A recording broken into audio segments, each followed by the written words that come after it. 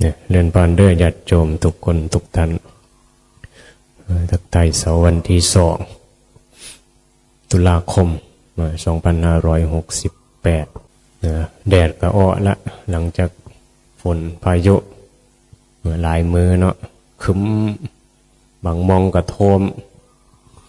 บางมองก็พอดีบางมองก็บ่ตกเป็นจุดเป็นมองเป็นเหตุปัจจัยได้รับความเดือดร้อนเนี่ยก็เหตุธรรมชาติเป็นธรรมดานะมองในแง่ธรรมละถ้ามองในแง่โลกอะเป็นย้อนหยังเป็นย้อนโลกย้อนมนุษย์บ่หรือเป็นย้อนเทวดาก็มีความเห็นแตกต่างไปนักวิทยาศาสตร์เขาก็มองในแง่ของมนุษย์มีก๊าซเรือนกระจกเห็นให้โลกร้อนอากาศแปรปรวนคนที่เสือผีเสือเทวดาเป็นย้อนเทวดาเขียดแขนเห็นให้น้ำท่วมหรือว่าแล้งมุมมองโลกนี่หมดความเสือความเห็นในบ่ฝนตกท่วมคือเดียวแต่มองไม่คือเดียวคือว่าเป็นเทวดาเฮ็ดให้ท่วมย้อนอาพาธอาเพศอย่างนักวิทยาศาสตร์ก็บ่เสือเรื่องผีเรื่องเอี่ยงเฮ็ดเขามีการพิสูจน์เนาะวิทยาศาสตร์เห็นบอกมันก็มองต่างชาตินี้ชาติหน้ามีบ่มีแม้นอยู่บ่นะบางด็อกเตอร์บางคนก็บ่เชื่อได้เห็นบ่มีความรู้หลายอยู่ที่ก็บ่ได้เชื่อว่าสิมีชาติหน้าบ่เชื่อบุญเชื่อบาปเห็นบ่เขาบ่ได้ทำบุญแต่ก็บ่ได้แม่นว่าเฮ็ดบาปก็มีได้เฮ็ดดีนั่นแหละเฮ็ดให้เจ้าของมีความสุขฉะนั้นนี่แหละจังว่ามุมมองที่ถือตรงแนวใดน้อมันจังถือตรงมินบอกมันก็ต้องอาศัยการพิจารณาคิดให้มันถือทางถือตรงเพราะความเสือนี่บอกมันก็อยู่กับสื่ออยู่กับสิ่งแวดล้อมภายนอกเดียวกับประเทศปฏิรูปประเทศสวาโสจะเอตัมมังคารมุตตมังการเกิดในประเทศที่มีสื่อให้เกิดปัญญาก็เป็นมงคลสูงสุดเห็นปะจังว่าเกิดในประเทศที่มีผู้รู้คือผู้ศาสนาแล้วก็มาอธิบายให้เราได้เห็นความจริงเป็นมงคลคือกันเฮาเพิ่นยังมองบ่เห็นความเป็นมงคลยังบ่มองการที่เจ้าของมีบุญอยู่ว่าเจ้าของสิได้เจอชื่อที่ก็ให้เห็นถึงความทุกข์เหตุของทุกข์ขนาดนี้ยังบ่มีปัญญาเข้าใจเพราะว่าบางเทื่อมันก็บ่ได้มารับซื้อนี่แหละมาโยมาวัดได้เกิดมาพบโยเห็นบ่พุทธศาสนาผู้รู้แต่ว่ารู้หยังล่ะเพิ่นรู้หยังพระพุทธเจ้ารู้หยังโอ้เพิ่นเหาะได้แสดงปฏิหารได้มันเกิดมาหยังได้7 ก้าวโอ้บ่ธรรมดาว่ะมันตรัสรู้แสดงว่าเพิ่นบอกเป็นผู้ธรรมดาที่เฮาบ่อาจเอื้อมถึงแต่ต้องได้เป็นผู้วิเศษว่านะแท้จริงแล้วก็คือพระอรหันต์พระสัมมาสัมพุทธเจ้าเพิ่นก็เป็นพระอรหันต์นั่นแหละเป็นผู้รู้เองตรัสรู้เองแล้วก็รู้แล้วว่าวิธีนี้ทำให้เฮาเนี่ยพ้นทุกข์ได้ละกิเลสได้จังมาสอนมันแสดงธรรมมันเด้บ่แล้วก็รู้ตามแหละบัดนี้พระอรหันต์สาวกก็รู้ตามโมคคัลลานะสารีบุตรก็รู้ตามโกณฑัญญะเป็นผู้รู้รูปแรกเห็นอยู่บ่เนี่ยเป็นฤาษีอยู่ปฏิบัติธรรมมาละแม่นบอกจะพ้นทุกข์คือกันจะบ่รู้เฮ็ดในเรื่องก็บ่พ้นทุกข์นะเห็นพระพุทธเจ้าเธอหนึ่งเห็นพระพุทธเจ้าเห็นบ่ละความเพียรหมายถึงว่าบ่ปฏิบัติแบบทรมานร่างกายนะทุกขกิริยาเป็นอื่นว่าเนาะบำเพ็ญบารมีแบบทุกทรมานร่างกายอดอาหารเนี่ยกั้นลมหายใจแน่นะบางตำรับตำราก็ว่าอดอาหาร49 มื้อจนกระดูกแห้งเห็นไหมบ่เห็นว่าโครงกระดูกนั่นแหละที่เขาปั้นบางวัดก็ปั้นเป็นโครงกระดูกนะบ่เป็นโครงกระดูกหรอกหนังหุ้มกระดูกเห็นหดกระดูกอยู่หนองเผือก็มีอยู่เห็นบ่วัดป่าหนองเผือมันก็ปั้นขึ้นมาเนี่ยพุทธเจ้าทรมานแต่ไม่ได้หมายว่าเพิ่นตรัสรู้ได้เพิ่นมาตรัสรู้ตอนเพิ่นมาฉันอาหารแบบสบายเห็นบ่เนี่ย เนี่ยเราต้องมองในนี้ให้มันถูกต้องอันนั้นเป็นแค่หลงผิดไปหรือว่าเป็นผลของวิบากกรรมกระแม้นส่วนหนึ่งเป็นบ่ต้องทรมานต้องผ่านจุดที่เห็นผิดมาก่อนเลยกันมามันบ่เหมือนทางที่พ้นทุกข์เป็นอย่างว่าทางพ้นทุกข์คือทางสายกลางเห็นบ่มัชฌิมาปฏิปทาพุทธเจ้าอย่างมาสอนมงคลทัญญะอันเดียตักกิลมัฏฐานุโยคทางสุดโต่งทางทรมานร่างกายหรือว่าศีลเข็งขัดศีลปตปามาสอาศัยข้อกำหนดอีอย่างเฮ็ดสักอย่างหนึ่งเพื่อพ้นทุกข์มีเหมือนเห็นบ่เนี่ยมันต้องมาเรียนรู้เห็นบ่ว่ามีอย่างสิเกิดประโยชน์มีอย่างคือทางพ้นทุกข์ที่ถูกต้องมันมีเหมือนว่าเพิ่นเฮ็ดมาแล้วเพิ่นเป็นอุบายนะเนี่ยเป็นอุบายที่จะเฮ็ดให้เฮาเนี่ยได้พิจารณาว่ามันทางสุดโต่งมีเหมือนทางทุกข์ทางสุขก็มีเหมือนนี่ได้การมาอย่างบนนี้ลืมว่าเรียกว่าอัตตกิลมัฏฐานุโยคอย่างกามขนาดเรียกเกี่ยวกับทุกข์ติดอยู่ในกามสัญญากับบทเทียงเรียกก็ลืมไปได้เนี่ยมันติดทางสุขติดทางทุกข์มันแสดงถึงว่าทุกข์ก็หมายถึงว่าเข้าไปยึดในอารมณ์ที่เป็นทุกข์กันนะเราต้องเจอทุกข์เขาจังสิพ้นทุกข์จิตสุขเนี่ยนี่สิให้เฮาหลงแต่มันนี่แหละถึงว่ามันมีแม้นทางพ้นทุกข์ที่ถือตรงทางพ้นทุกข์ถือตรงคือบ่ให้ติดทุกข์บ่ให้ติดสุขเพิ่งก็เลยมาฉันอาหารไว้เฮ็ดวางใจให้สบายสุขก็บ่ยึดทุกข์ก็บ่ปรุงแต่งนั่นล่ะความหมายการอารมณ์มีอย่างสิเกิดขึ้นเนี่ยสิบ่หวั่นไหวนะคือการกระทบต่างๆพยายามสิมาระคับไหลให้ด้วยความโกรธนั่นแหละเห็นปะมันก็แสดงถึงความโกรธได้เนาะหายสูญขึ้นมาเนี่ยพยายามยกพลมาบอกให้พระเจ้าหนังนะมึงตายต้นโพธิ์นั่งเดินหาอรดีราคะเห็นบอกก็เกี่ยวกับเรื่องของกามความโลภความหลงหั่นล่ะเห็นบอกมายั่วให้เพิ่นนี่หลงไหลในรูปเสียงกลิ่นรสอะไรเห็นบอกก็มีทั้งโกรธทั้งโลภทั้งหลงเห็นบ่เนี่ยแต่เพิ่นวันนี้มีสติพิจารณาว่ากิเลสมันหมายถึงตัวตนนี่เองที่มันหลงบ่แม่นกันมาทรมานร่างกายบ่รู้เรื่องหยังเขาทุกข์อยู่แล้วเดี๋ยวไปทรมานเขาเฮ็ดหยังมันบ่เลี้ยงธาตุขันธ์ไปเข้าใจว่าเขาเป็นสังขารบ่เที่ยงเป็นอนัตตาไปทรมานที่หยังโอ้เพิ่นนี่เพิ่งคิดได้เห็นนี่บ่เลยมาฉันอาหารพิจารณาด้วยปัญญาตัวนี้ปัญญารอบรู้ในกองสังขารตรงนี้แหละเห็นให้เป็นพ้นทุกข์จึงว่าญาณแรกที่พระรู้ก็คือบุพเพนิวาสานุสติญาณที่รู้ระลึกรู้การเวียนว่ายตายเกิดนะระลึกชาติใดว่าเกิดเป็นอย่างมาแน่ระลึกไปโอ้ย100 ล้านชาติล้านชาติหมื่นล้านชาติก็ยังบ่สิ้นสุดนั่งระลึกอยู่ในนี้นี่บ่มีเกิดเป็นนั่นเป็นนี่แน่เห็นปะพระเจ้า500 ชาติที่พระเจ้าเป็นออกมาแสดงอย่างนี้เนี่ยบ่อันนี้ก็คือการเวียนว่ายตายเกิดของเพิ่นเราไปอ่านเบิ่งมีดูแม่นบ่เกิดเป็นอย่างแน่เนี่ยบ่เป็นคุชนิดเป็นสัตว์ทุกอย่างนี่เราเคยเว้าแล้วเป็นปลาดุกเป็นลิงเป็นช้างเห็นบ่ที่เฮาว่าอ่านนิทานมันก็เกิดเป็นคนตาบอดแน่เห็นบ่เกิดเป็นคนใบ้แน่เด้ไม่ได้เป็นใบ้นะเป็นแกงเป็นใบ้นั่นแหละนี่จริงๆว่ามันต้องเผชิญกับสิ่งต่างๆมาด้วยนะการที่ว่าเฮาบ่ฮู้นะว่าชีวิตนี่มันมีการเวียนว่ายตายเกิดแล้วกันมาตายทุกข์ทรมานเนี่ยก็บ่มีซื่อที่จะเฮ็ดให้เห็นความจริงก็หลงทำกรรมด้วยกิเลสตัณหาไปในนี้เรื่อยๆในนี้แหละนี่แหละโอกาสเฮาได้มารับซื่อเนี่ยนี้ควรพิจารณาให้มันเกิดความเข้าใจคือต้องสิอยู่แบบใดเนาะแบบผู้รู้ผู้ฉลาดแบบพระอรหันต์เพิ่นนี่แบบเพิ่นเป็นผู้บ่ทุกข์แหละได้มันก็ต้องทางศรัทธานั่นล่ะต้องสร้างความเห็นให้เจ้าของมีความมั่นคงมีหลักที่เชื่อว่ามันบ่ทุกข์ใดนะมีความรู้ด้วยตัวเองเป็นว่าปัจจตังนั่นล่ะเพื่อมาบอกว่าเฮ็ดในนั้นพ้นทุกข์เฮ็ดในพ้นทุกข์มันก็สิบ่หวั่นไหวนะเฮ็ดในนั้นจังสิรวยอันนี้มันเป็นเรื่องโลกแล้วเห็นบ่ต้องเข้าใจว่ามันเป็นการที่ว่าสิมีอย่างมีความสุขมันมีเหมือนได้การสิมีความสุขคือการที่ ต้องมาละความหลงตัวเองที่จะต้องมีความสุขนะนี่คือทางนิพพานนะ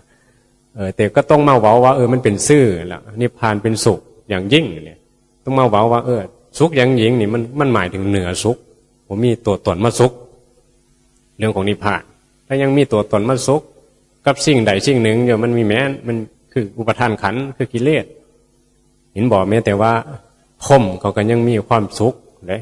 กับความสงบมีตัวตนกับความสงบเห็นบอกรูปประพรหมอรูปประพรหมมีตัวตนมีขันธ์จะได้ยึดมันในขันธ์อยู่มีขันธ์หนึ่งขันธ์อสัญญีสัตว์สันตพรหมเนี่ยฉันบ่มีนามมีแต่รูปเห็นบอกรูปประพรหมอรูปประพรหมก็มีแต่นามสี่มีเวทนาสัญญาสังขารวิญญาณเห็นบอกรูปประพรหม16อรูปประพรหม4เป็น20ชั้นพรหมหมายถึงอาการของจิตมีตัวตนในสมาธิเห็นบ่มันเป็นสัตว์โลกอยู่บ่มีการเสียบกามเนี่ยแต่มีความสุขในอาการที่สงบในจิตคือสมาธิเห็นบ่นั้นยังมีเป็นสัตว์โลกเยอะเห็นบ่เอายังเกี่ยวกับเทวดาลงมาเนี่ยชั้นกามมันชั้นกามาวจรภูมิกามาวจรจิตเห็นบ่เพิ่นชี้ว่าจิตภูมิจิตนั่นแหละจิตที่มันยึดมันในกามมันก็มีสันเทวดาลงมามึงไปห้องนรกสัตว์นรกอาศัยบุญอาศัยการทำความดีเห็นบ่จึงได้ความสุขกับรูปเสียงกลิ่นรสอาศัยการทำบาปจึงได้เจอกับสิ่งที่เป็นทุกข์รูปเสียงกลิ่นรสที่เป็นทุกข์ตกนรกอันนี้ให้ทรมานอย่าแต่แนวทุกข์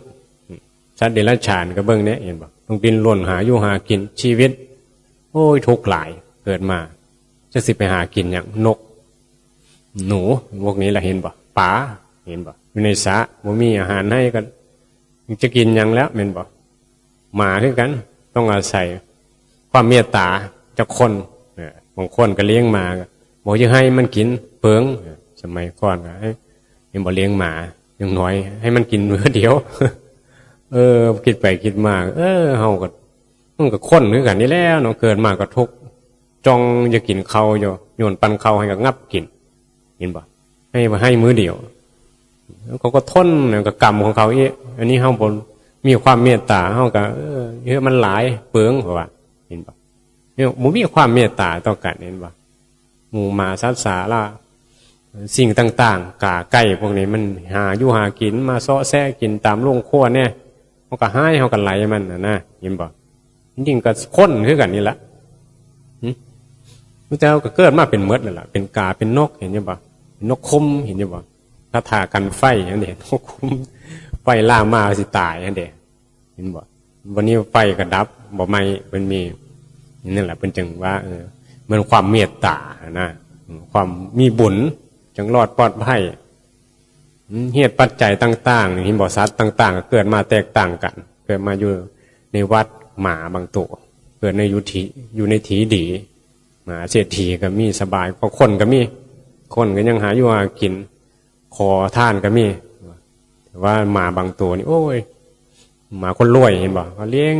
ใส่เสื้อผ้าอาบน้ำทาแป้งให้อย่างดีทุกสบายเนี่ยก็ต้องพิจารณาว่านี่เกณฑ์แห่งกรรมแล้วก็ผู้ใดล่ะกำหนดก็ตัวเจ้าของ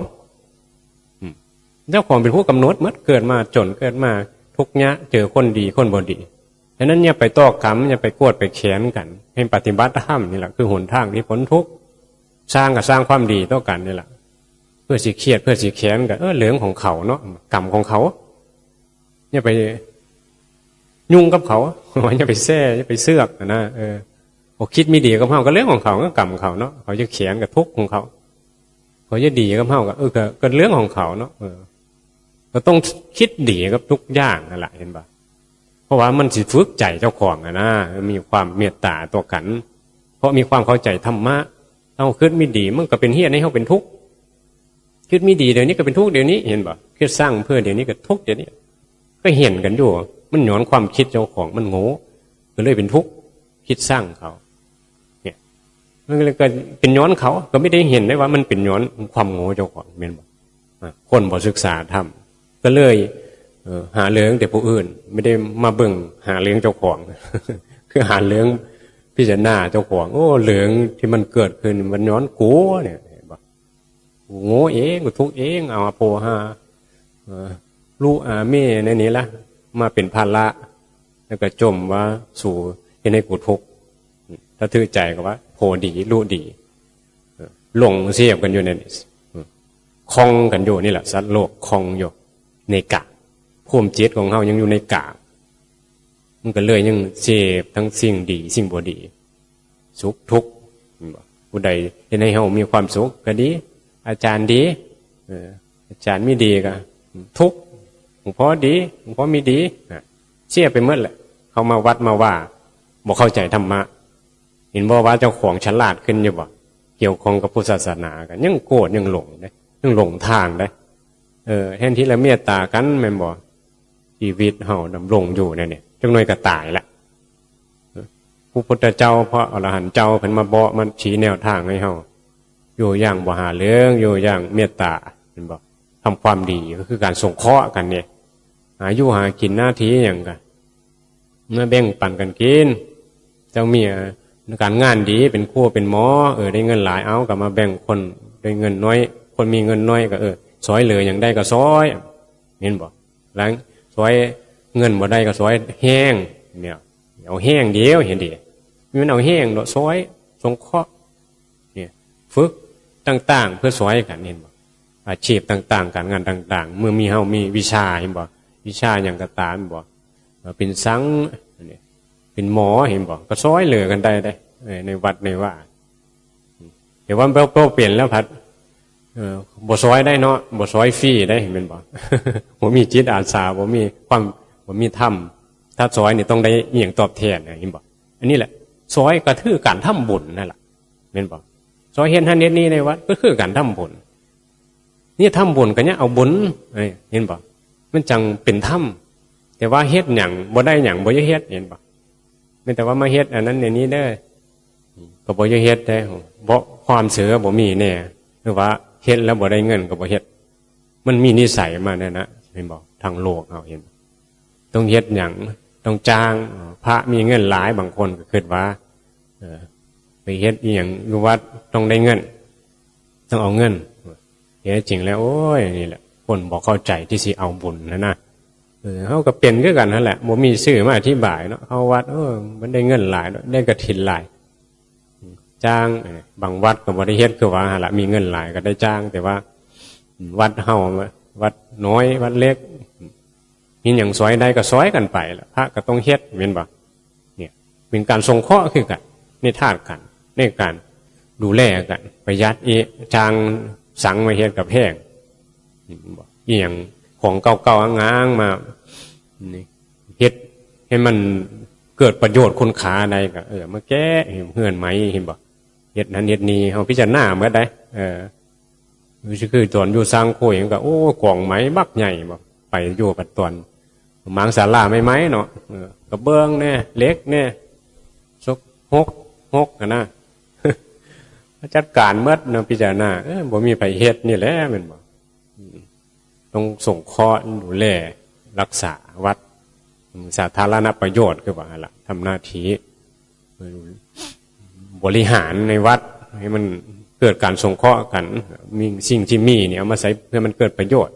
นี่ทิมเห็นไหมบางเทอสิ่งต่างๆร่วมเขาบริจาคมานั่นนี่บ่ถ้าเขามาเห็นว่าใช้เกิดประโยชน์ก็มียินดีเขาก็จะให้เห็นบ่มีพระอานนท์ที่ว่าพระเจ้าอย่างพวกนี้กษัตริย์เนาะถามว่าจีวรนี่เอาถวายแล้วมันขาดเอาไปเฮ็ดหยังเห็นบ่มันก็เอาไปเฮ็ดฟ้าไปเฮ็ดผ้ามานมันชื่อมันเปื่อยผุแล้วก็มาผสมปูนโบกเฮ็ดกุฏิคือได้ประโยชน์เหมือนเห็นบ่พระมหากษัตริย์ราชาได้ฟังในนี้ก็ศรัทธาก็ถวายเห็นบ่ถวายมาเท่าไหร่เพิ่นก็แจกจ่ายไปไม่ได้เอามายึดพระเพื่ออีหยังถวายมาเอามาแจกเอามาสงเคราะห์มีในหลักวินัยทุกสิ่งทุกอย่างเลยเพิ่นบอกคนทำบุญแล้วมีได้เฮียงได้ทำบุญไปเฮียงได้หลายเอามีแบ่งไผนะแต่ว่าแบ่งกับแบ่งเพื่อสงเคราะห์เพื่อคนดีไม่ได้แบ่งให้คนบ่ดีได้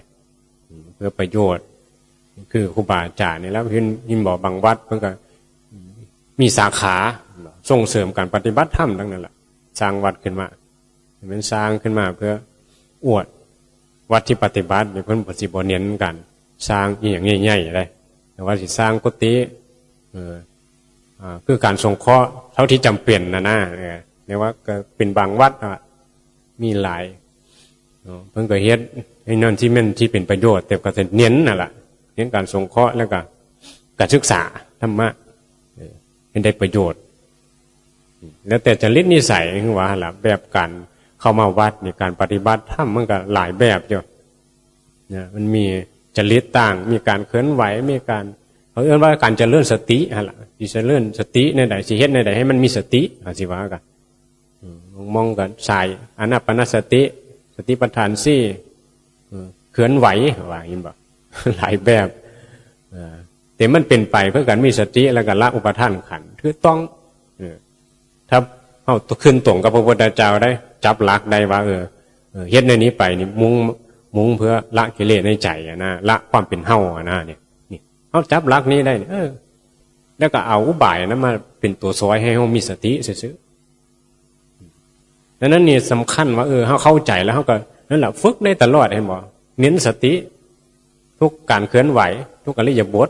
ปัญญาที่แท้จริงครูบาอาจารย์เพิ่นบอกว่าการมีสติทุกอริยบทนั่นแหละสติระลึกรู้ตัวปัญญาก็ต้องมีพร้อมได้ความเข้าใจในธรรมได้มันมีสติเพิ่นรู้มือหูมืออยู่มันสิพิจารณาแนวใดน้อก็บ่หน้าบ่เป็นนี่ก็บ่ได้เกิดประโยชน์อีกมีหน้าความบ่เที่ยงความเป็นอนัตตาความเป็นรูปเป็นนามที่ยึดมั่นถือมั่นบ่ได้ความเสื่อมไปของสังขารเห็นบ่ความเจ็บความแก่ความตายนั่นเป็นธรรมดาเนี่ยพิจารณาให้มันว่างให้มันละว่าพิจารณาเพื่อให้มันบ่ยึดเห็นความจริงเลยนี่ปัญญามันก็บ่ทุกข์เลยวิชาทั้งโลกก็มีความรู้อย่างก็เฮ็ดไปแม่นบ่สอยประโยชน์อย่างใดคือว่าล่ะเป็นครูก็สอนให้นักเรียนเรียนเก่งๆแม่นบ่อย่าไปรู้ไปหายแล้วก็เบิ่งศึกษาใจเจ้าของไอ้เด้เป็นพ่อค้าแม่ค้านักการเมืองเช่าให้เช่าหน้าทำมาหากินไปแหละอยู่กันแบบใดแหละศึกษาธรรมะเห็นบ่ภาวนาได้หมดเนี่ยจังว่ามันดีได้หูจักธรรมะอยู่แบบบ่ทุกข์มีโอกาสได้สอยเพื่อก็สอยไปเห็นบ่บ่ได้เงินก็บ่เป็นหยังเพื่อเอาไปทำงานส่วนมากบ่ค่อยได้เงินได้เนาะไปเป็นลูกน้องเขามีแต่ว่าเฮาก็เต็มงานเต็มทีได้เฮาก็มันกรรมบ่หรือว่าอีหยังแต่ก็เมื่อนั้นมันก็รู้สึกว่ามันมีตัวตนอยู่แล้วเป็นโลกเนาะบ่ฮู้จักธรรมะมันก็มีค่าการเปรียบเทียบดีใจแน่บ่ดีใจแน่พอใจบ่พอใจนี่บ่มาหูธรรมะเลยก็โอ้ยอีหยังดีๆเฮ็ดรถแล้วก็ทิ่มไปนะเพื่อสิส้มบ่ส้มก็อย่าเฮ็ดดีมันก็คือดีนะเห็นบ่เข้าใจธรรมะแล้วติดตัวเฮานิสัยเฮาเนี่ยมีการซอยเหลือเห็นซอยเหลือเพื่อใดก็ซอยอย่างสร้างอย่างประโยชน์ใดก็สร้างไปเนี่ยคิดว่าสักมื้อก็ต้องตายนะเห็นปะอยู่เฮ็ดลวงโคยอยู่สร้างโคยแน่ละเฮ็ดแบบเงียบๆบ่เปิดเผยก็มีบางคนเห็นบอกเขาทำบุญไม่เอ่ยนามไม่ประสงค์ออกนามเห็นปะเนี่ยก็คือบ่จะมีตัวตนมารับว่านี่กูเฮ็ดเด้ออันนี้กูก็เฮ็ดเด้อเนี่ยแต่ก็บ่อะไรว่าเฮ็ดแล้วก็บ่มีไปเฮ็ดเห็นบ่เฮาแสดงนี่มาสร้างวัดนี่เมื่อคือเฮามาผ่าเฮ็ดมาเฮ็ดให้เบิ่งแต่เพื่อเราเห็นว่านี่มันแสดงธรรมคือกันได้บ่การกระทำต่างๆกันสงเคราะห์ด้วยที่ว่าบ่มีไปเฮ็ดนะก็มาเว้ามาจ่ายบ่มาเป็นสื่อให้อธิบายเฮ็ดในนี้มันก็บ่ทุกข์เห็นบ่อยู่แบบมีความสุขอย่างที่อยู่ให้ทุกข์แค่นั้นคำสอนพระพุทธเจ้านี่เพิ่นสอนให้เฮาฉลาดมีปัญญาอะไรเจ็บป่วยก็รักษาไปเพื่ออย่างนี้กันเนี่ยมันเป็นเหตุปัจจัยที่เฮาเกิดมาแล้วมันก็ต้องเป็นทุกข์ย้อนมีกิเลสยังมีสังขารที่บ่เที่ยงนี่แหละพระอรหันต์เพิ่นบ่ทุกข์แล้วทางใจแต่กายมันก็ทุกข์ไปตามธรรมดาของมันนั่นแหละมันก็เสื่อมไปนั่นแหละพระพุทธเจ้ามันก็เจ็บก็ป่วยมันเรียกเลี้ยงบ่ได้ดอก มันเป็นวิบากกรรมอยู่แล้วกายเนี่ยมันเป็นกรรมเก่าเห็นบ่แต่ใจนี่ที่ให้มันเป็นธรรมนะให้มันบ่ยึดมั่นกายนะให้มันหลงกายนะกูหุ่นดีกูผิวขาวกูสวยกูหล่อเนี่ยนี่นะมันหลงมันโง่ เบิ่งแต่รูปลักษณ์หน้าตาเขาคือสีดีเนาะพระอาจารย์นี่หน้าตาแบบนี้โอ้บ่ศรัทธานะมาเบิ่งนี่หยังหน้าตาต้องเบิ่งผู้เฒ่าผู้แก่หลวงปู่หลวงตาว่าจังศรัทธาเบิ่งข้อวัดปฏิบัติเคร่งครัดบ่เบิ่งแน่ใดล่ะมันจังว่าเป็นไปเพื่อบททุกข์ละกิเลสเห็นบอกผู้เข้าใจธรรมก็ไปหาวิธีการที่จะให้เจ้าของได้เกิดปัญญาละกิเลสแบบนี้ตัวเขามาวัดมันไปเสียเป็นมีของขังแจ้งอยู่บอกว่าเลขเธอจะบอกเธอแปลว่าเพิ่นเป็นผู้วิเศษบอกพระเพิ่นมีฤทธิ์เดชเพิ่นหัวละจิตเพิ่นบ่ธรรมดาเป็นยังว่าอยู่ธรรมดานั่นแหละพระอรหันต์นั่นแหละคือพระที่ธรรมดาเฮานี่แหละบ่ธรรมดาเฮามีตัวตนเนาะยังต้องการสิ่งบ่เที่ยงอยู่ไม่ต้องการอีหยังหลงอีหยังกับสิ่งบ่เที่ยงเห็นบ่มันบ่ธรรมดาเนี่ยเฮาเพิ่นน่ะธรรมดาความเจ็บความแก่เป็นธรรมดาเพิ่นเข้าใจสังขารแล้วเห็นบ่อยู่เหนือสังขารเป็นวิสังขารแล้วเนาะเฮาก็มาเรียนรู้ตามพิจารณาตามคือพระอรหันต์เพิ่นคิด